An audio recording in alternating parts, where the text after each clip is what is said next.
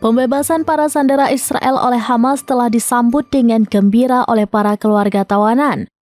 Hamas telah membebaskan 4 sandera tentara wanita Israel. Keluarga mereka merayakan dengan sukacita dan lega saat melihat putri mereka masih hidup, seperti yang dikutip dari Middle East Eye pada Selasa 28 Januari 2025. Namun, adegan pelepasan tersebut juga disambut dengan kemarahan dan kritik oleh banyak orang di Israel. Kemarahan tersebut muncul ketika keempat sandera yang menggunakan pakaian bergaya militer dikawal ke podium di kota Gaza, di mana mereka berdiri di hadapan kerumunan besar warga Palestina dan dikelilingi oleh puluhan pejuang Hamas. Para tawanan melambaikan tangan dan tersenyum sebelum dibawa pergi dan diangkut oleh kendaraan palang merah ke Israel.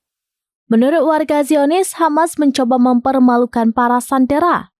Para politisi Partai Buruh Kiri Tengah, Naam Malazimi, juga menganggap proses pembebasan itu sebagai upaya Hamas untuk mempermalukan Israel.